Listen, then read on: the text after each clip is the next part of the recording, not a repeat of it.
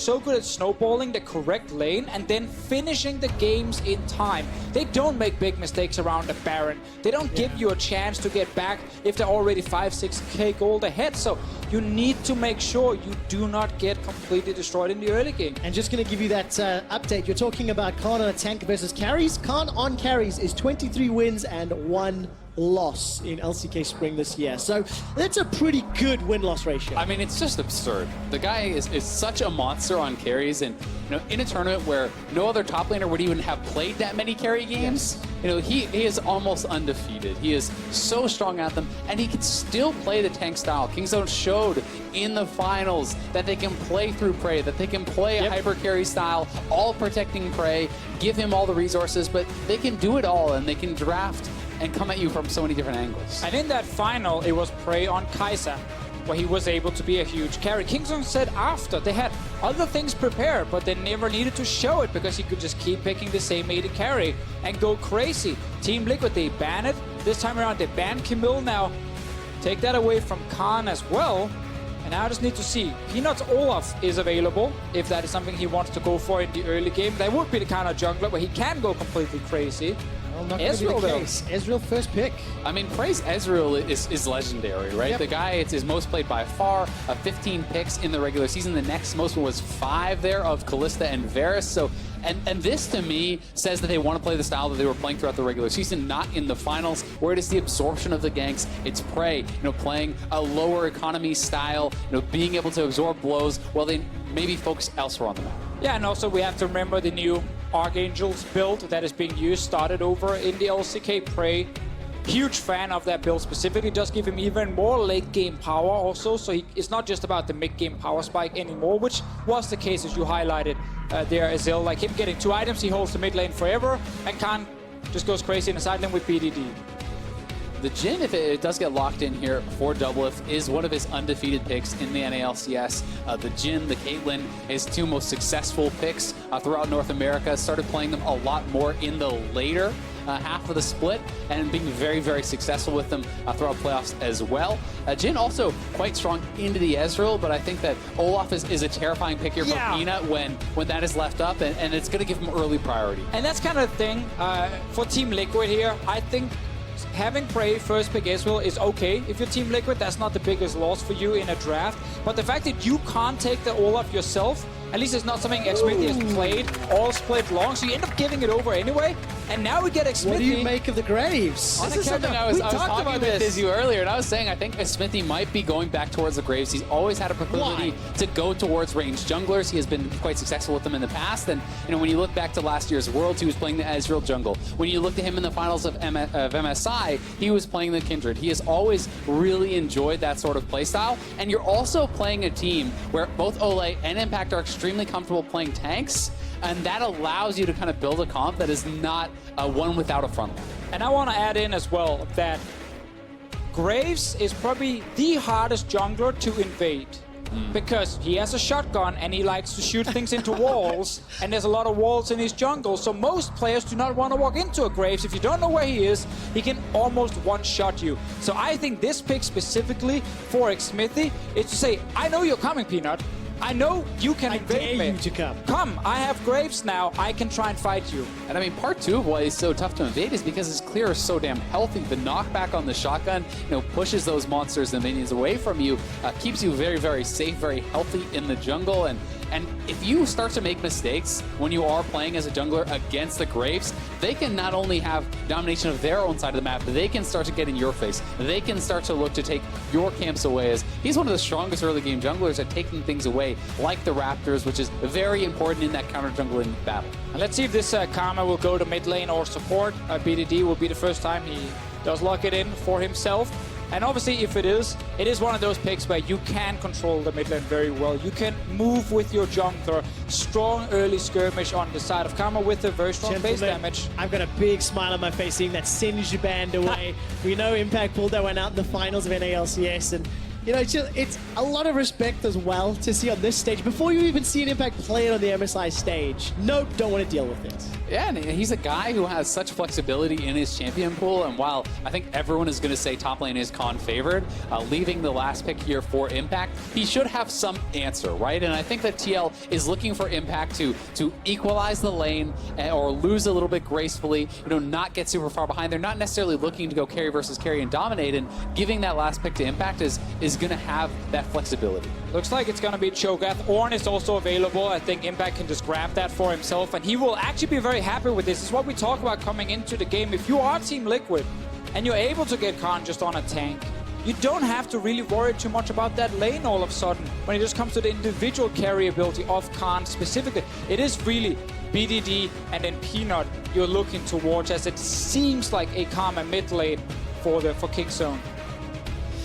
Ooh, going to be locked in a moment or two, and we'll close it out. The support will be Soraka instead of the Janna. So confirms us the Karma mids. Soraka with Emax, Airy, and Scorch point on clicks on that ground and just burns you like 30% HP in lane. It is so annoying to play against early on. Now you can gank it and kill it.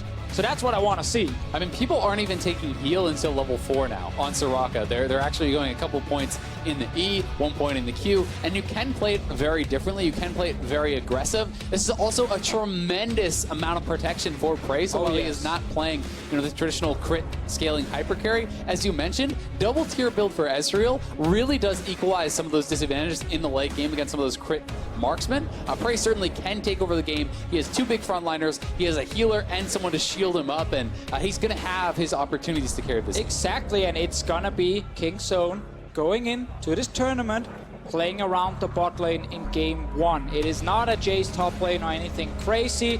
Peanut is still on that Olaf, and that's the biggest one for me in the early game, because we know that he can be fantastic on this champion, both domestically and internationally. We have seen Peanut just carry games on Olaf. You've got to say, it's a smart draft from Kingzone when you're coming into a tournament. You don't necessarily know what Team Liquid is going to be able to bring out.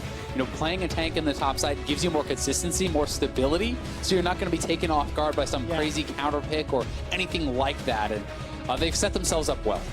It is just not very fun to play Tahm Kench against double range and one of them that can heal the tiny amount of poke you can actually land on the side of Team Liquid. However, there is some all-in potential. If you actually can land the snare from Jhin and get 3 stacks with the Tahm Kench and devour a Soraka, she's so easy to kill, and they have to be able to kill that bot lane. If Team Liquid are able to get ahead, the Ornn Horn, the Realm Warp, Tahm Kench Abyssal Voyage, there are plenty of tools to use if you find the right opportunities. Also worth pointing out, this is actually a teleport Ezreal. This is something that has been coming up in solo queue, high elo solo queue, more and more recently. Yes, you do not have the heal, but that is being brought by Gorilla. So you are down 1 combat summoner, but one of the things it allows you to do is kind of get their super early tier, be able to come back to lane very, very quickly with that. Try to look for more advantageous buy timings and not necessarily lose your lane pressure because of it. They want Prey to get 2 fully completed items as fast as possible in this game. Start grouping with a Karma, who's fantastic in the mid game as well, and then you can just run at Team Liquid, and there should be so little they could do to stop Prey from dealing damage. And one of the scariest things for me when you're looking at from TL's side is you're thinking, all right, BDD is probably going to go tier and then rush a banner. That's a pushing lane. Cho'Gath generally has the push against an Ornn. And then this bottom lane is likely going to be pushing them in as well. How is Smithy really supposed to be able to get active and get aggressive on the map as a Graves if all of his lanes are being pushed in? And he's against that Olaf. And you need to be kind of having that pressure and that presence on the map. Yeah, I mean, that's where the creative pathing from a Graves can kick in. You can dash over the Dragon Wall and appear behind Kingzone's bot lane. If they are, in fact, pushing with this Soraka, that really is the risk, because the further you go in that lane, if you are Gorilla, the riskier it is against a composition with Jhin and Tahm Kench, as we talked about before there. There is pretty decent CC. There's Ignite on Ole as well, of course. And Soraka is very squishy, so it is a fairly easy kill if Gorilla is caught out. If the setup is there. We caught a glimpse, by the way, that Ward just being killed in the Raptor camp by Kingzone. Now we'll see how this execution plays out. Prey and Gorilla already getting the early advantage. Ole was a little late to lane, was running to the jungle, and that means Double Lift just already being zoned away. It's a nice deep ward, though, so it probably is, worth that price. They're getting to kind of track where Peanut is on the map. They're going to know that he started blue, see that buff, and that is going to give them some information. But certainly, it will be tough, especially if you give up the push against Ezreal Soraka. You get poked out so heavily under your turret, it becomes very hard for Tahm Kench to prep minions without actually giving up a lot of his health to do so. And you can start finding yourself very far behind in CS. And we're seeing in this game Gorilla starting with Starcall, the Q level 1 just for more push. Very safe trading. Will now start with the silent spam, and once again, it can proc Airy, it can proc Scorch, and it deals a lot of early game damage. That's just, it's impossible to kind of dodge it because it's instant on the ground. And it becomes really difficult to lane against it. The moment you run out of potions, it's like, yeah, okay, every single one is just going to burn me down, and at some point I have to go back to base. Well, let's see what that does, because obviously the teleport for Prey, Zell, you've already mentioned some advantageous back timing. Also, by the way, 5 players in this game with minion dematerializer, 2 on the side of Kingzone, 3 on the side of Team Liquid. It feels like going back in time a few patches with 3 teleports and those dematerializers. But it's going to have a very big impact on the state of the early to mid game. It certainly is, and you can tell how important these teams know that the wave push control is going to be, for enabling their junglers. And I really like the adaptation that Peanut actually did in his jungle route. He, before getting his red, went up, took the scuttle to cover his bottom lane, then went in, checked on the camps on the right side of the map to see if those were up for Smithy. Because as you said, hey, maybe Smithy does a creative path, maybe he comes over the Dragon Ball, well, scuttle covers that. They know that he's not on the Gromp, so they know that he can't go for a lane gank. And that's all to enable this bottom lane to push in, to poke them out under turret, and I just think it speaks of a very cohesive game plan. Yeah, every single move so far has been about vision and information on the opponent jungle. You can see Peanut invading, getting it on the tri-bush there behind Team Liquid. Yeah, and also placing that ward in case Xmithy was on the bottom side and could have walked past the tri-bush and then dashed over the wall once again to just appear behind Kingzone's bot lane. Because as we highlighted multiple times already, the lane counter to Soraka basically is like you all in her and you destroy her, and typically you need the jungler there to do it 2v2 or 2v3. Yeah, unless you can get way ahead, and then that's depending on misplays from Prey and Gorilla, which you're probably not going to get. And you can see Doublelift, already is falling down in the farm because of that, right? It's just so incredibly hard. You can't farm it perfectly without your minions getting prepped from your support, and when there's this much poke, it becomes so hard. Yeah, and also he's starting Doran's Blade, like small things obviously early, but Doran's Ring allows him to push a little bit more with grenades. You want to try and match it. Doran's Shield, of course, a little bit more sustain against all the poke, but went for Doran's Blade here for have more damage in a potential all-in. Another ward being placed by Kingzone once again to see if they can find Xmithy. Xmithy's just walked all the way in. The root comes down looking for the Devour. That will be a flash at least. And that was just waltzing straight down. A little bit sloppy, honestly, from Kingzone. Kind of surprised that the flash was even having to be forced. Flash and heal down. That was thwarted. They saw Smithy walk all the way in, and they just assumed perhaps that, all right, he's going to back off when we back off. But instead, Smithy goes around, forces double summoners, which is going to allow Doublelift and Olay to have a bit more presence in this lane, because this changes completely the way that Gorilla can play. He can't now push with Abandon up under that turret, because if you get flashed on by an like Tahm Kench, and he gets that Devour, you will be going down. So they have to play with a bit more respect, and we'll see if that actually changes and gets reflected in the creep score. Well, for the time being, with Doublelift going to back 43 CS under his belt, Prey and Gorilla shoved that wave up as quickly as they could. Olay's waiting. Try and catch that as much as possible and don't waste any CS. And well, Peanut just continues to farm on his side. Not been looking to try and challenge Xmithy in his own jungle. Is what we highlight as one of the very strong things about the Graves. My throat decided not to agree with me for a moment. Well, luckily the gameplay did. Because Xmithy, as you mentioned, still farming up his own jungle. We haven't seen Xmithy get too involved. Other than that one gank down bottom, Peanut hasn't invaded him either. So I want to see how those two clash as this game continues to scale up and we, extend this laning phase. You can also see how well managed the minion wave was on the bottom side, because not only did it actually bounce off TL's turret, but Gorilla actually came and grouped up those minions so they would push more heavily towards them. Then they utilized the TP for Prey to be back in time to collect all that farm. So not only is Doublelift going to be down in the experience, he'll be down in minions and put in a more awkward position, which could expose him perhaps at any potential jungle fight. Meanwhile, in the bottom lane, a control ward was placed in this little brush behind Team Liquid's bottom lane, and that actually means now that there's another gank path for Xmithy, which is basically just run straight down the lane and sit in this brush here, once again making it difficult for Gorilla to push forward. And it also killed the ward that was placed in the lane that could have been a TP ward for BDD and Khan. So very effective placement that applies a bit of pressure and kills the one ward you need to be scared of. Exactly. You know, has so many different applications there. It's also because they know they want to play a different style. Now that the summoners are down on Gorilla, you want to be pushing, so you have to kind of check those boxes to make sure you are safe to do so. So definitely some foresight there, pretty intelligent, and Kingzone is opening up a little bit of a lead, but certainly the game has been fairly even.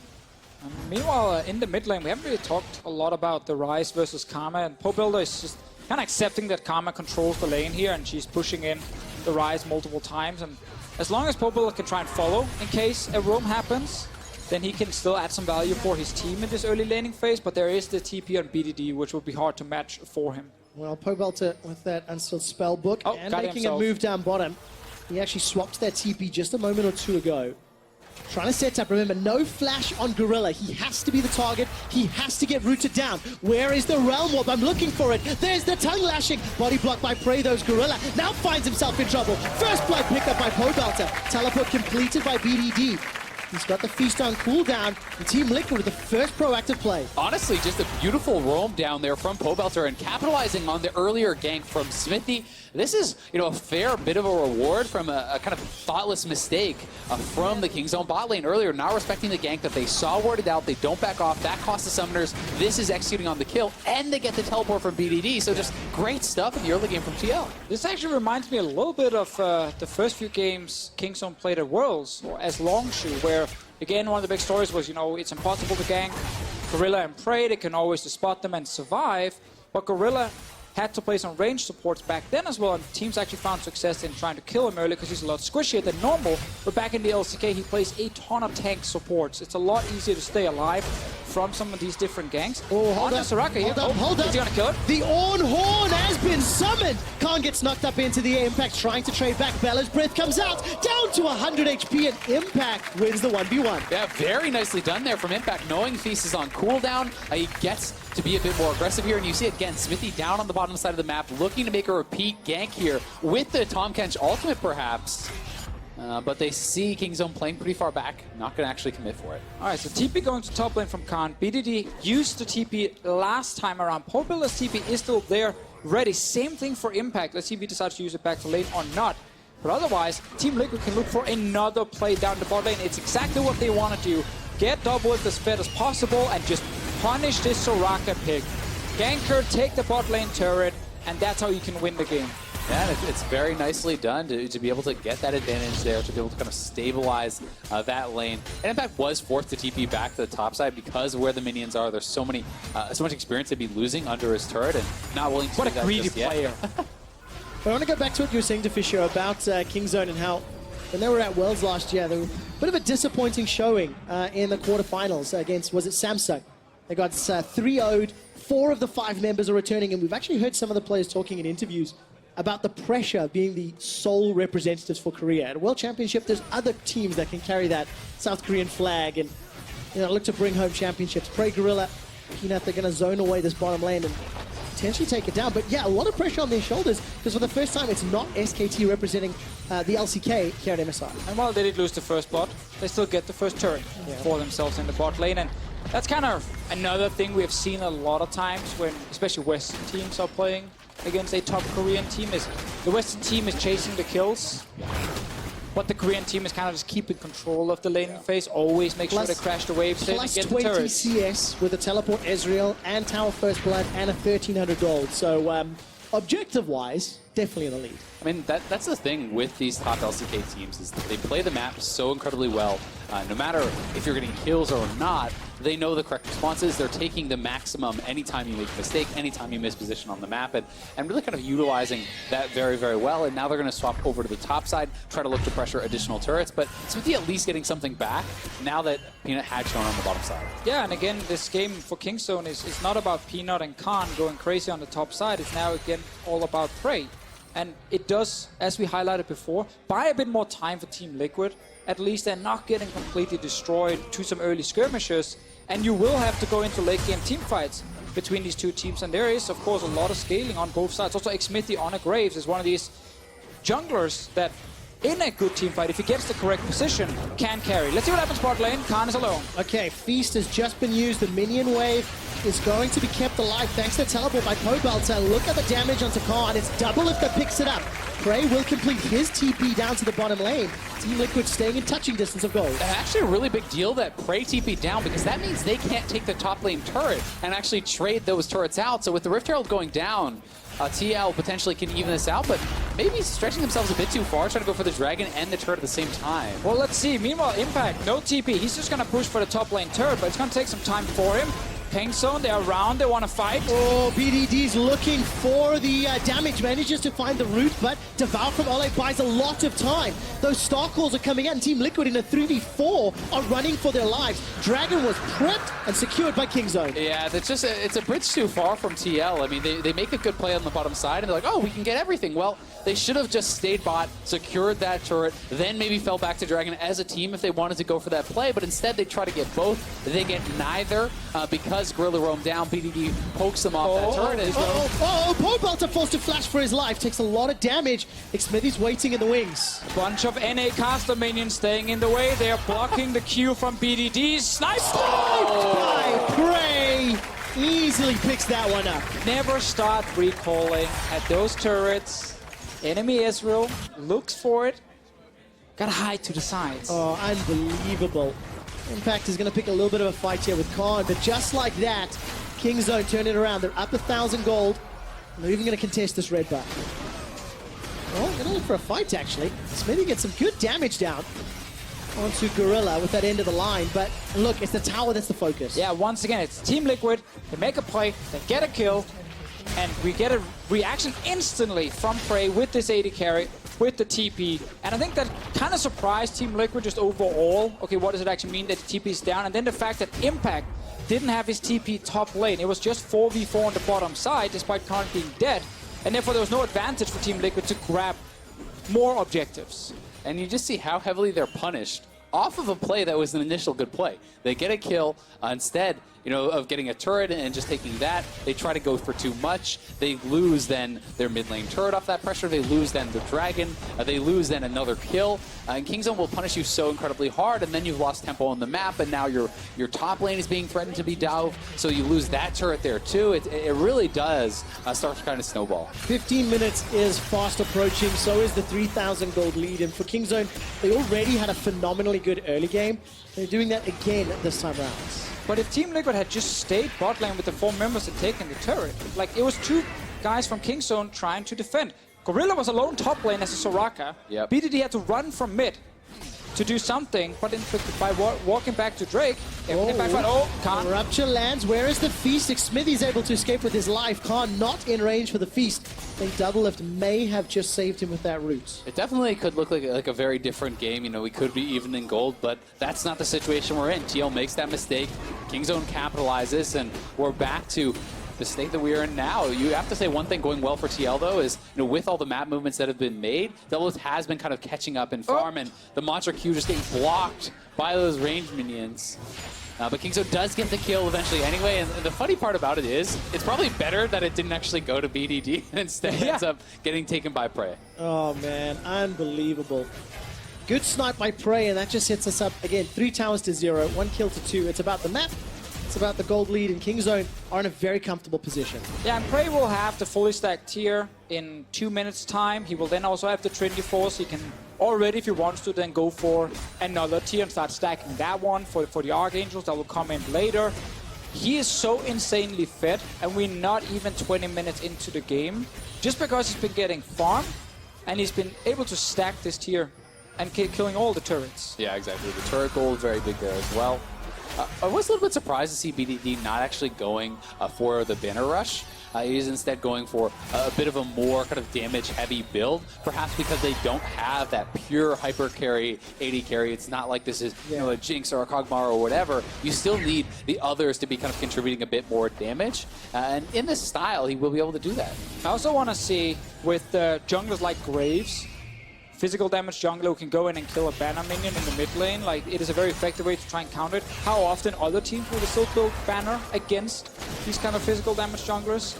Because it's tough, right? You have to weigh the pros and the cons. You know, even if the Graves comes and clears that out, well, hey, you know where the Graves is. Maybe you can make a play elsewhere on the map, but is that worth the investment of that banner? And that's what we'll see teams kind of make a judgment on throughout the tournament. Well, we'll keep our eyes on that because no banner yet, and Team Liquid playing defensive game, 2.5k down. With the outer turrets gone, it's more difficult for Kingzone to push into Team Liquid's territory. And they're still scaling and farming up. Azel, you talked about the CS for Double Up. He's got that rapid fire cannon, has those Swifties, is continuing to build up. But now Prey, 2 items enabled. 2 items for Peanut as well. Then up the Cinder Hulk and that Zeke's convergence. So they're already hitting that mid-game power spike with a team comp that will absolutely have the tools to accelerate further. Yeah, and of course with Double Up's build here, well, a lot of it often depends on how much gold you have when you go back. If you don't actually have 1300 straight for BF sword, you start going in towards boots and you start building, attack speed items and get the rapid fire cannon, which is still useful for you. It does slow you down a little bit when it comes to just pure mid-game damage because you don't have a lot of attack damage at the moment. And if you look on the other side with the Ezreal, there we go. About 18 minutes, tier fully stacked. Like, he deals so much more damage than Doublelift at the moment, and Team Liquid's only choice is to keep stalling. But that should give over all Drakes to Kingzone. The interesting thing about these Jhin builds, though, where you go for the Swifties and the rapid fires, it's so much about getting that fourth shot on the targets you want, because you have so much move speed with fleet footwork, swiftness boots, and you have that extra long fourth shot, and you can look to really kind of deal that punishing blow. And that's going to be needed against Kingzone, because when you look at a team that has a Karma, that has these beefy frontliners, and a Soraka, you have to reach a critical mass of damage. Otherwise, your damage does not matter at all. If you cannot burst someone down in a fight, the Soraka and the Karma will keep them alive indefinitely. And that's where it really starts to become this kind of risky fights, because you have to know that you're going to get the kill immediately or you can't take it at all. Oh, feeling the tension here as both teams just trading a couple of love taps back and forth. Despite Doublelift finding that deadly flourish route onto Gorilla, there was no further follow-up. Team Liquid still happy, just biding their time, trying to keep up in terms of itemization. That's a difficult situation to be in. PoBelter did get a bit of time to push the top side because there were actually, a jungler missing, and there were a bunch of control wards in Team Liquid's jungle, so Kingzone probably didn't feel 100% confident in knowing if Smithy would show up and try and do something, but it's just a couple of hits from PoBelter's side, and we're still looking at a 3-for-0 in turrets. Bot lane 1 is the one that's low, but that's where Impact is sitting. This is a small point, but it's interesting to note that you can see 6 charges still of the minion dematerializer. There are 14. Liquid Impact and PoBelter holding on to those.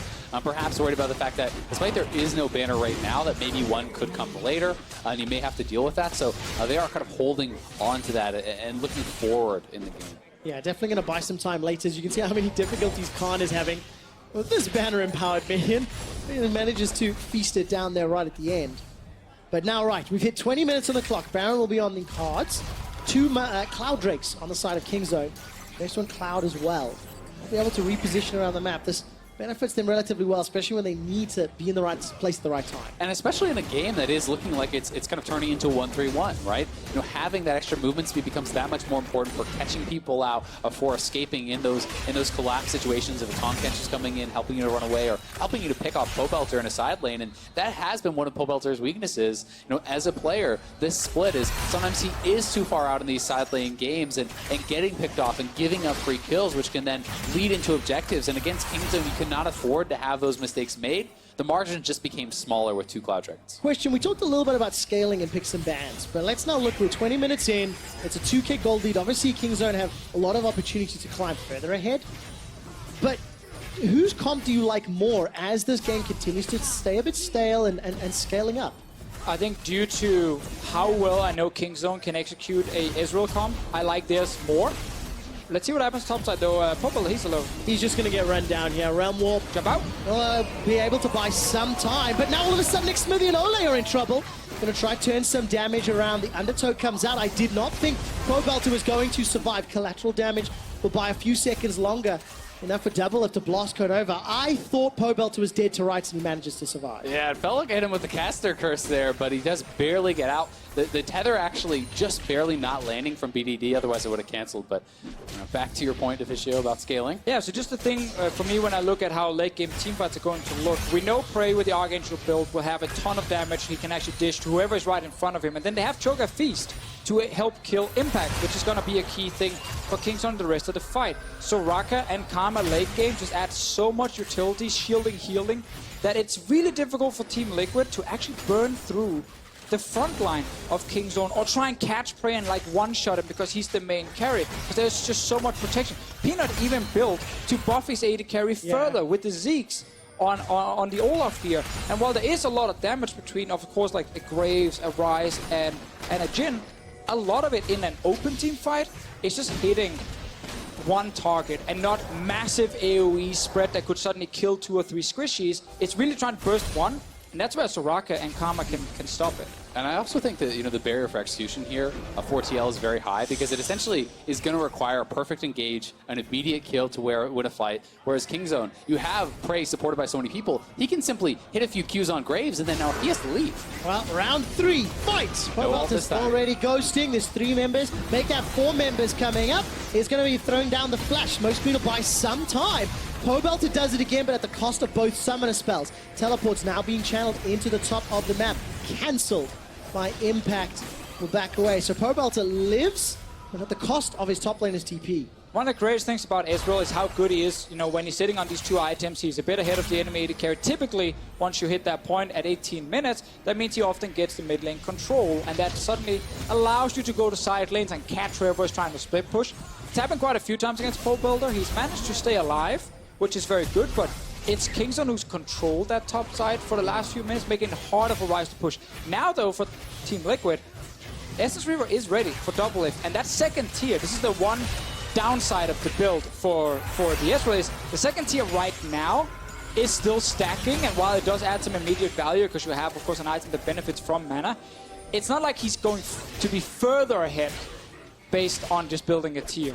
And I would say because of that, one of the real windows here for TL is when Double Lift actually completes his 3rd item. If that Archangel's is not fully stacked, that can be where the gold lead doesn't really mean as much, as not yet manifested. We'll see if they're going to be able to really kind of find anything around that, though, because it may be a fairly tight time. It will be some time, and despite the trading back and forth, you can see just how much damage Prey is already doing. An Abyssal Voyage into the river, but didn't do a whole lot. There wasn't anybody cut off in the Baron pits. If you look at the minimap, you can see how much vision Kingzone have established already. Even throwing down that blue trinket into the red buff pit, and now Kingzone in a challenge. Also have to remember Kingzone can go to Baron, start it with 2 or 3 members, and just heal back up in case Team Liquid moves in. So they can constantly just dance around it. They could also here just swap Khan to top side, because his TP is on cooldown, and they kind of need to Cho'Gath if they want to rush it down as fast as possible, but they're still fine just playing scaling, because you're also sitting at that point where you start getting a bit of AP as the Ezreal, which is okay with all your scaling, but Ole's in trouble. Wants to use that grey health. He flashes over the wall, and there's some disengage now from Xmithy. Xmithy forced to flash as well. Just like that, Kingzone find themselves enough play to secure 2 summoners. That's because Impact and Pobelter did not leave the side lanes. Well, one thing Team Liquid are currently not respecting is when Team Liquid has tried to make a play, they try to use their window of opportunity to attack Kingzone.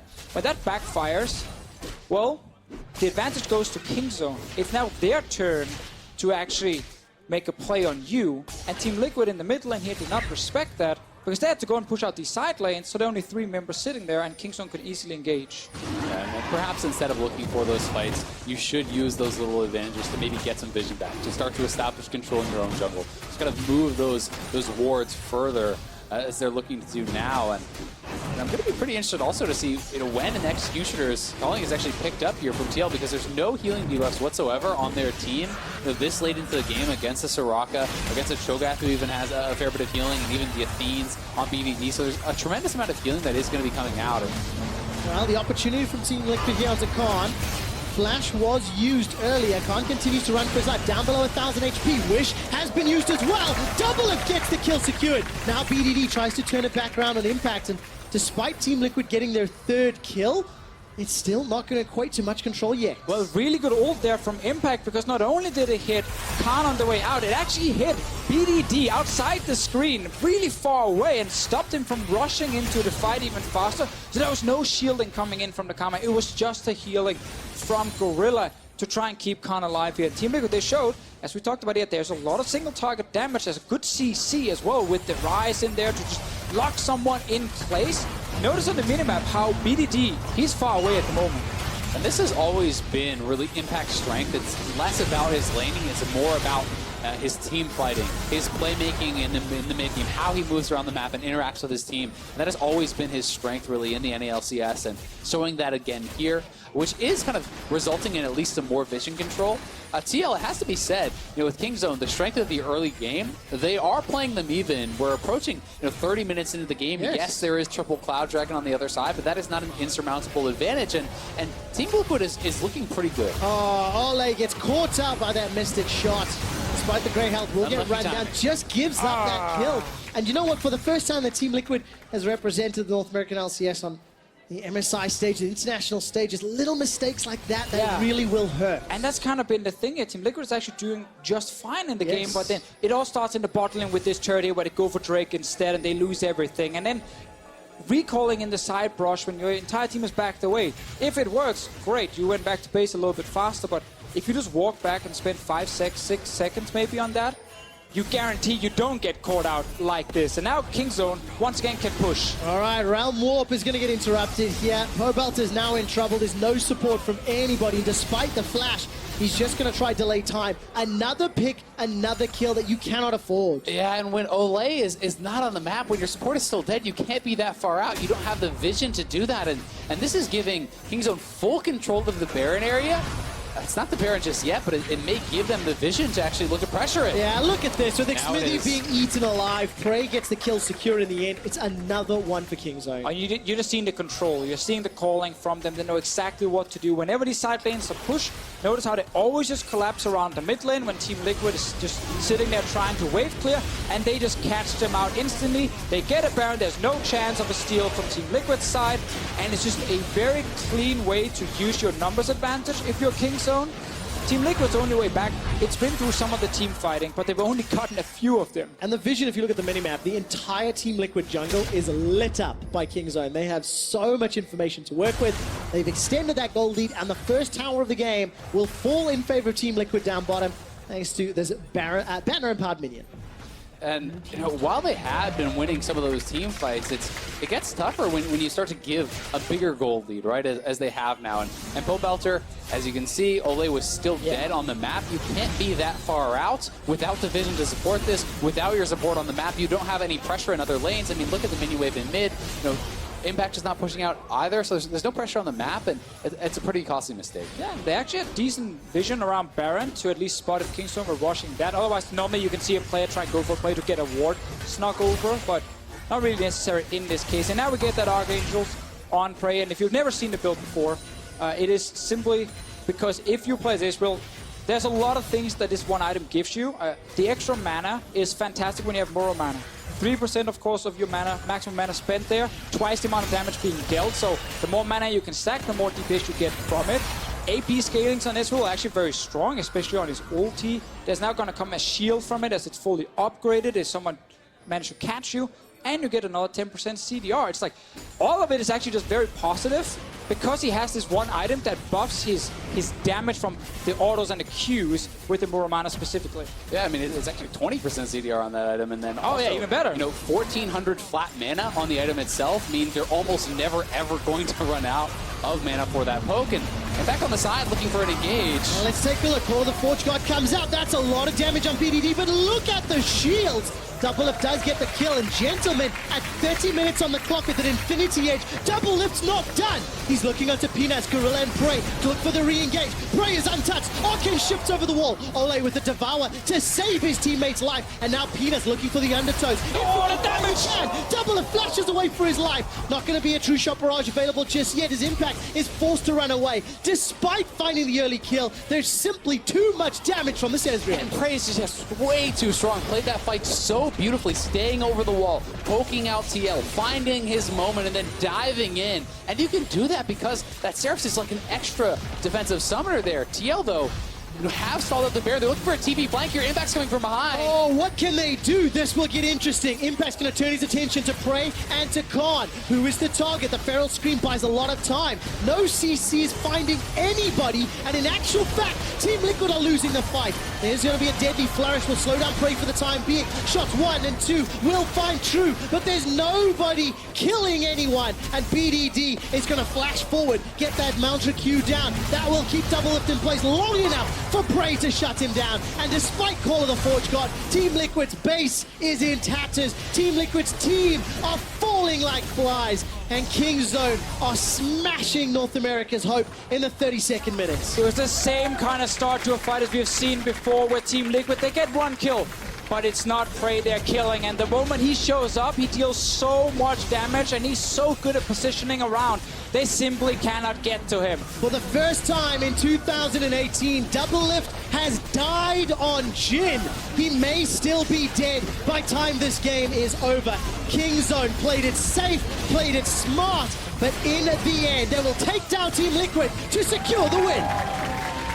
Incredibly strong first showing there from Kingzone. They're never really in danger of losing this game. Always having such good responses on the map. They lost some kills, but they're getting objectives. They're creating farm advantages. Their superior vision control really shined through around the Baron and helped to net them that win. And they show us first pick Israel. They make it very clear. We know if Prey plays this one champion, we can just build a comp around him. We don't need to carry top.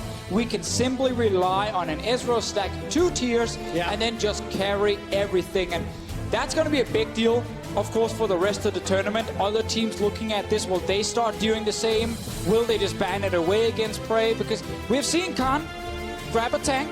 We've seen Peanut not all in invade in the early game because he respected the Graves. And the team said, we don't have to win anywhere else but Prey. I mean, Prey tripled the damage of anyone on Team Liquid, which is just actually absurd. He was so accurate with his Ezreal Qs, hitting so much poke, pushing Team Liquid out, and Team Liquid certainly had their opportunities. That is a game they can walk off stage with their heads held high. They were competitive against Kingzone for 30+ minutes, but it's little mistakes that cost them a lot. Yes. Oh, yes. Trying to get too much in the bottom lane. You get a kill. They try to go for a Dragon and Baron.